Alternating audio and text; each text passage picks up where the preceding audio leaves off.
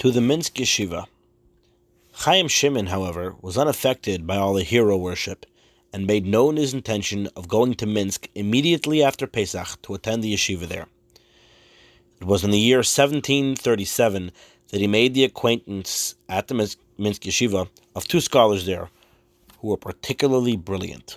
One was Avram, the son of Rabbi Shmuel, the Rav of Posen, and the other was Yisrael, the son of Rabbi Moshe of Lisa. Avram, who was the same age as Chaim Shimon, was the exact opposite in his character. Whereas we already know what a hero Chaim Shimon was, full of courage and determination, Avram, on the other hand, was timid and nervous. He was afraid to remain by himself at home, even by day, and it was out of the question for him to go out alone at night. He was positively afraid of his own shadow, but there was reason enough for his nervous nature. It was the result of the terrible fright that he and his family had suffered due to a false blood libel against the Jews of Posen by the local Christians in the year 1736. Many of the Jews of Posen were arrested and thrown into prison, where they were tortured unmercifully. The leaders of the Jewish community in particular were chosen for the worst treatment. The well-known philanthropist of Posen, Rabbi Yaakov, so respected until then in government circles, and also the Gaon Rabbi Yaleib the Maggid were among those arrested. Because of their high position in the community, these two were picked out for special punishment. Their punishment and tortures were indescribable, and despite the worst that was done to them, they refused to confess to a crime neither they nor any other Jew had committed, and so they were tortured until they died the death of Jewish martyrs. Avram's father, Rabbi Shmuel, was also one of the heads of the Jewish community of Posen, and as such, he stood in equal danger of the same cruel fate that had befallen his dear friends. But by some miracle, he and his family contrived to escape to Landsberg.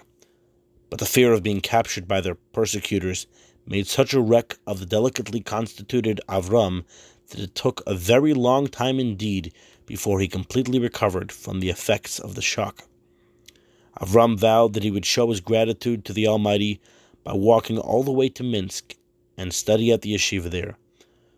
Two more young men from Landsberg accompanied him. Thus it came about that two young Jews, both victims of blood libels, met at the yeshiva in Minsk, but with what completely different outcomes, both as regards themselves as well as with regard to the welfare of their particular communities. Once, when the two friends, Chaim Shimon and Avram, were exchanging stories about their experiences in connection with the blood libel of their towns, Chaim Shimon said to his friend, "There was another blood libel that occurred many years previously in Lyazhna. I heard about it from the old Shamash Yikutil. He was great at telling stories, and when I was a small boy, you could always find me near Yikutil if he happened to be relating something. He had a rare gift for making everything sound so exciting and thrilling, but then this particular story of the blood libel was very gripping without need of exaggeration." This Yikutil was a well-known figure in Lyazhna. He was one of the oldest inhabitants of the town. People knew that Moshe the watchman was about 100 years old, and Zlatachav the midwife, who was also pretty old, were not much older than he. Yikutil remembered Lyazhna when it was a town of not more than 35 Jewish families, and his own father, Rabbi Elchanan, was the head of the community. Yikutil also remembered the time when the Russians occupied Vitebsk and all the surrounding districts, which also included Lyazhna. That battle took place in the year 1654, and he was then past bar mitzvah. Many Jews who were in business were under contract to the Russian government to provide them with their needs to carry on the war, and they managed to improve their financial position in consequence. Yikutil's father was also among these, and when later Yikutil married the daughter of Rabbi Mordechai the scribe of Kalishk and also went into his father's business, he too made some money. When the Russian commander Sheremetyev captured Vitebsk, he arrested many Jews there, but he did not touch the Jews of Lyazhna. Many of the Vitebsk Jews therefore moved with their families to Lyazhna for safety. The Jewish community thus increased in numbers and prospered. Yikutil, however, did not approve of the newcomers from the big town. He deplored their ostentation, particularly among the womenfolk, saying that it was very harmful and led to all sorts of trouble, the way they dressed so showily. He compared them to their disadvantage with the wealthy Jews of former Lyazna, whereas the older residents would give charity quietly and secretly. The new arrivals liked to advertise their generosity. Yekutiel would say that the latter did a certain amount of good to others when they gave charity, but the former, by helping secretly, did both good to the needy and to themselves by their manner of giving. He also maintained that it was a mistaken policy to appeal to their non-Jewish rulers to alleviate their position and help them. They would be wiser advised to appeal to the Almighty, the ruler over all, by praying, fasting, and improving their mode of life in a spiritual sense. Therein lay their only hope of salvation and freedom from trouble. Yekutiel had his own theory that God had created Jews and non-Jews to be two distinct peoples. God had given Esav, the non-Jews, this world, and to Yaakov, the Jews, he had given the world to come.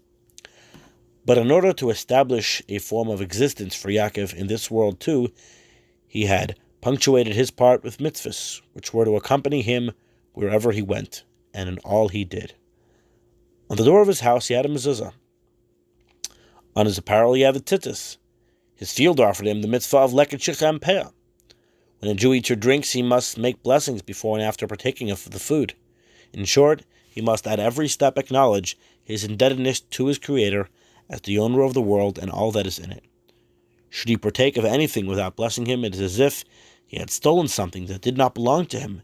Neglect on the part of the Jew towards his Maker was the reason for all the troubles that had come upon the Jews, Yekutiel contended, and not until they repented of their backsliding would their sins be forgiven. To come back to the story of that blood libel of long ago, Yekutiel said he had heard it from his grandfather, Rabbi Elisha, who used to be called the Sweet One, because he always talked of God as the Sweet Father in heaven. When Yekutiel's grandfather settled in Lyazna, there were only a few Jews there, and they lived on one street which was known as the Jewish Street. They were quite happy, each owning his own garden or plot of land outside the town, and all on good terms with their non-Jewish neighbors. Then, one day, a new priest appeared on the scene, who was an absolute fiend of an anti-Semite. He began to preach Jew hatred to the Christians whenever he had them assembled in church. Had it been anyone else, they would either have rebuked him or merely ignored him, but when they heard these words from their Holy Father, they felt they had to respect him and his superior education, and perhaps, who knows, maybe there was some truth in what he said. So gradually they began to show ill feeling toward the Jews, and even to persecute them. Then, as the winter passed and Pesach approached, the priest spoke to his flock and warned them to take care of their children, as the Passover was near and the Jews would be needing Christian blood to dip their matzahs into. The Christians were horrified. They had always so enjoyed going to a Jewish home when invited on Shabbos and Yom Tov and partaking of some special delicacy, and on Pesach in particular, they greatly enjoyed the matzahs the Jews offered them. The peasants especially loved eating at the homes of the Jews who, in addition to paying them for looking after their cattle, used to ask them to call on Shabbos and Yom Tov when they would be treated to a meal, the like of which the peasants had not known. And after the meal they were usually given some extra food to take home with them. This they often sold to the other non-Jews, and always on Pesach they used to take basketful of food home. When the peasants were told by the priest that the matzahs which they had been eating were dipped in Christian blood, and that it was a sin on their part to partake of any food received from the Jews, they came in fear and trembling to confess their past sins in having eaten the Jews' food.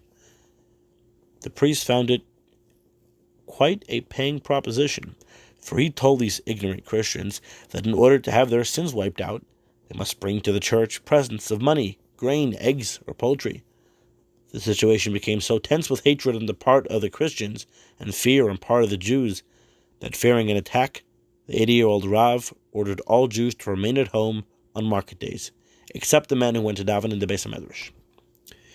It was a few days after Purim when armed soldiers suddenly pounced upon 2 Jews in Lyazna and arrested them. The Rav, together with other leaders of the community, investigated the matter and were horrified to learn that the 2 arrested Jews were being charged with the kidnapping of a missing Christian child. They were informed that unless the child was returned, dead or alive, The two Jews would be treated as hostages and killed. Furthermore, if it were not brought back alive, all the Jews of Lyazna would pay with their lives, and their houses would be razed to the ground.